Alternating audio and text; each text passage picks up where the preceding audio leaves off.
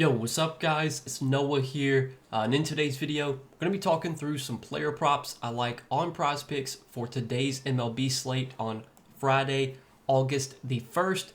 We got a full slate of games on Friday, 15 games. We do have a couple early games today. I think there's 2 early games. Not sure why. Usually on Friday, there's usually only like maybe 1 early game at most, but we got 2 early games. Not going to give out any plays from those early games, so all the plays, the 3 plays that we'll give out in this video are going to come from the later games tonight, so you'll have plenty of time to get these plays in. But again, guys, 3 plays for today. We're going to break down these plays. We're going to share why I like them. Now, before we do get started, make sure to hit that like button down below. If you enjoy these Prizepicks videos, make sure to hit that subscribe button as well. And if you guys are new to the channel, and if you are new to Prizepicks, if you don't have a Prizepicks account, make sure to go sign up. Use that promo code NOAH when you do sign up for Prizepicks with my promo code, and play your first $5 lineup. You're going to get $50 in free lineups instantly added to your account. Easy way to start to build up your bankroll. Use those free lineups that Prizepicks gives you. Hopefully you'll win some money off those lineups, and again, you can build up that bankroll. So definitely check them out, and make sure to again use that promo code NOAH if you have not signed up for Prizepicks yet. And then I do also want to shout out Sleeper. We do have a partnership with Sleeper as well. You guys can go sign up for Sleeper. Use promo code NOAH over there. You'll get your first deposit matched up to $100. So whatever you put in on that first deposit, Sleeper will match it up to $100. You put in $10, they'll give you an additional $10. You put in $25, they'll give you an additional $25. You put in $50, they'll give you an additional $50. Just whatever you do deposit on that first deposit, it is matched up to $100.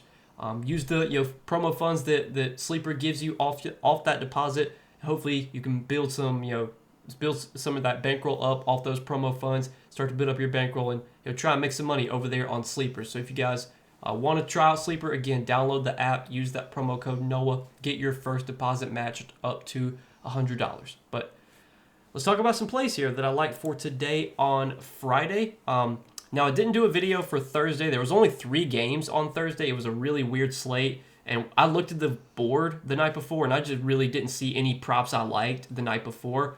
Once we got the full board posted on Thursday, I did give out 2 props on Patreon. We did hit both those plays. And I'm always posting Prizepicks plays on Patreon. Even on the days where I don't upload to YouTube, you can always find plays on Patreon. So, as always, if you guys are interested in getting more Prizepicks plays from me, all the analysis, breakdowns I do in these videos, I do the exact same thing on Patreon, except I just do it in written form. So all the plays I give out, I typically give write-ups for. I'll usually do about 2 slips a day for Patreon. Usually I'll give like anywhere from 3 to 6 plays, and then I'll tell you, okay, play all these in 1 slip, and then here's my favorite 2 of all these, and play those in a slip as well. And I typically do that every single day. So if you guys do want to check out the Patreon, it's linked down below in the description. Very affordable, $20 per month.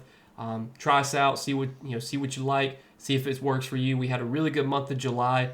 Been doing really well with our MLB props. Just feeling really good about the reads, and hopefully we can transition that success into the month of August. So let's talk about some plays here that I do like for today on Friday. And the first prop that we're going to talk about is going to be a strikeouts prop. And the strikeouts prop that I like for today is going to be on Andrew Heaney. We're going to take Andrew Heaney for more than 3.5 strikeouts. Now, Andrew Heaney, if you look at his strikeout metrics this season, he's not been a great strikeout pitcher. Only has a 17.2% strikeout rate, which does rank well below league average. However, if you look at his chase rate is about league average, 51st percentile, 28.5% chase percentage. So he's a pitcher that can get batters to chase his pitches outside the strike zone. He gets a lot of chases, and that's something that you kind of need to get strikeouts. You need to be able to get batters to chase your pitches outside the zone. Well, now he's going to be facing a Rockies team that has the highest chase rate in the league. They're a team that is constantly swinging in pitches outside the zone. They're a high strikeout team in general. If we look at their splits this season against left-handed pitching, the Rockies do have one of the highest strikeout rates. I believe it's third highest. Third highest strikeout rate. Only the Angels and Pirates have been striking out more against left-handed pitching this season than the Rockies. 25.8% strikeout rate. And even if you look at their splits at home, now this game will be played in Coors Field. For those of you that are unaware, Coors Field is the best hitter's ballpark. It's always been the best hitter's ballpark. There's stats and analysis out there on why it's such a good hitter's park. It has a lot to do with the altitude up in the mountains up in Denver. The ball just carries more in Coors Field. Also, I'm pretty sure the outfield's like way wider in Coors Field, so it's easier to get hits because of how spacious the outfield is. But it's a good hitter's park, so I understand why there might be a little bit of concerns here with Heaney. But even if you look at the Rockies this season at home, they've still been striking out a lot at home. They have a 25.8% strikeout rate on the season. At home, their strikeout rate is very similar. It's at 25. Let's see. I think it's 25.3%. I think is what I saw earlier. Let me take a look. Let's see. Yeah, 25.2%. So 25.2% strikeout rate for the Rockies at home against left-handed pitching for the whole season versus left-handed pitching, 25.8%. So, a 0.6% differential. So this is still a Rockies team that will strike out a lot at home.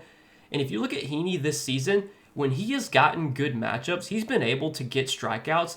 Now, if you look at the teams he's faced this year, so Heaney has made 21 starts this season, and I looked it up.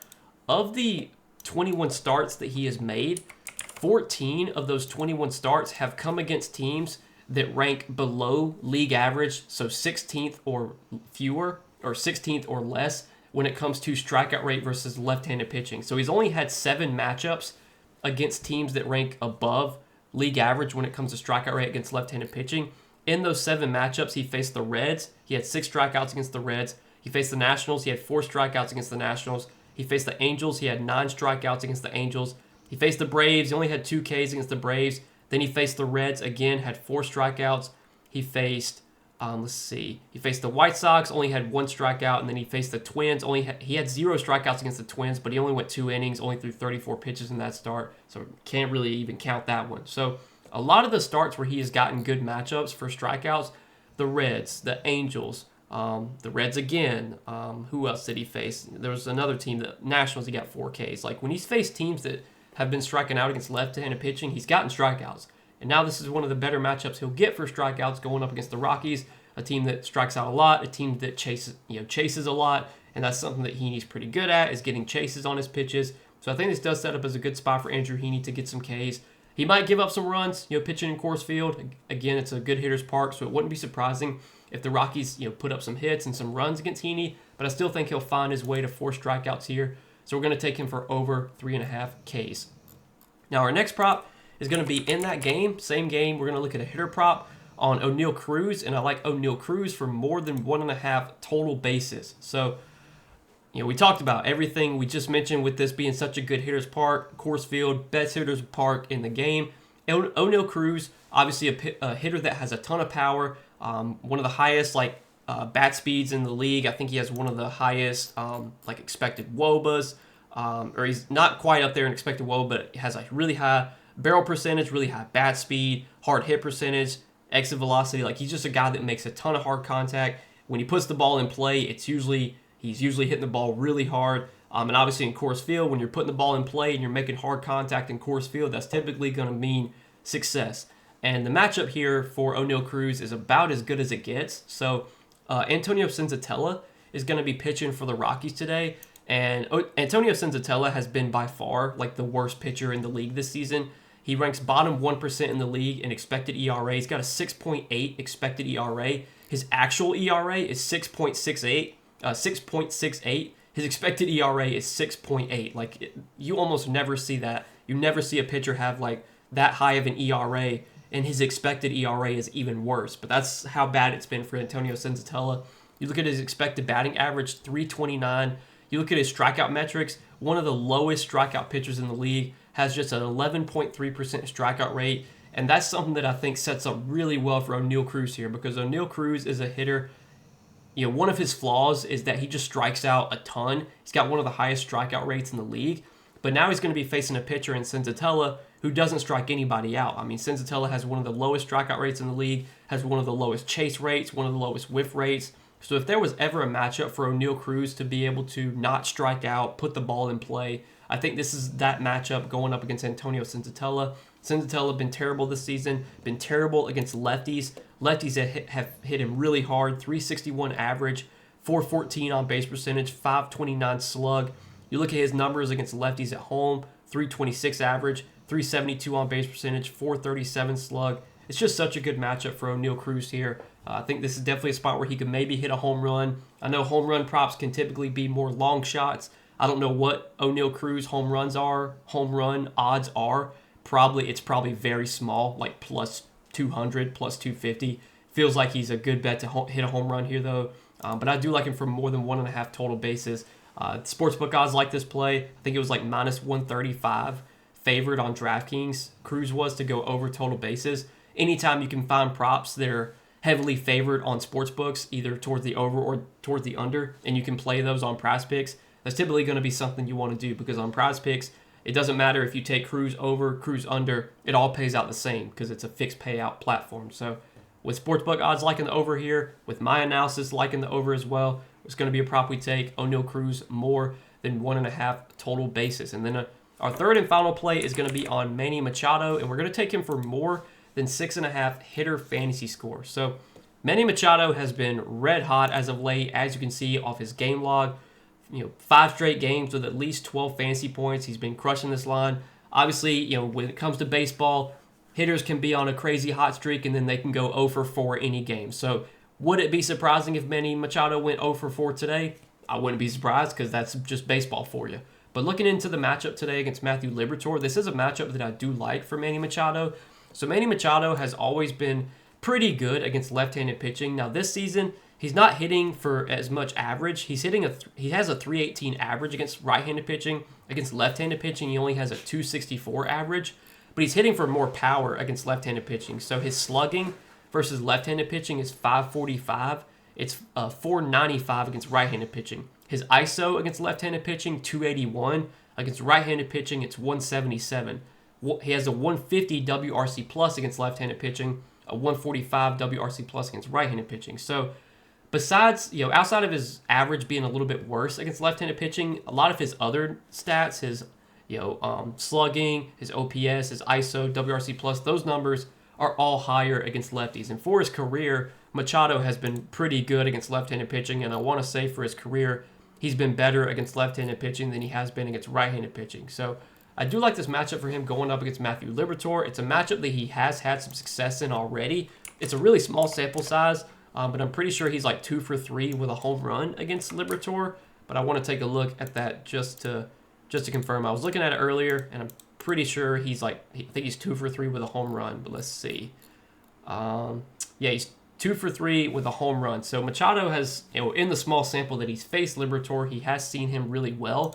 And if you look at Liberatore, Liberatore has not been bad this year by any means. He's got a 4.04 ERA. He's got a 4.3 expected ERA. He's another pitcher, though, that doesn't get a lot of strikeouts. He's got a pretty low strikeout rate, 18.7%. Does have a very low walk rate, so he's not going to give up a lot of free passes, but really low strikeout rate, so guys are going to be able to put the ball in play against Liberatore. San Diego, the Padres, they're already a team that doesn't really strike out a lot. They have one of the lowest strikeout rates in the league. So this is definitely a spot where we should see the Padres be able to put a lot of balls in play against Liberatore. And Liberatore, if you look at his pitch mix, his 3 primary pitches are fastball, slider, curveball. And those are 3 pitches that Manny Machado has hit really well this season. So Manny Machado versus fastballs, 271 average, 625 slug. Versus sliders, 315 average, 493 slug.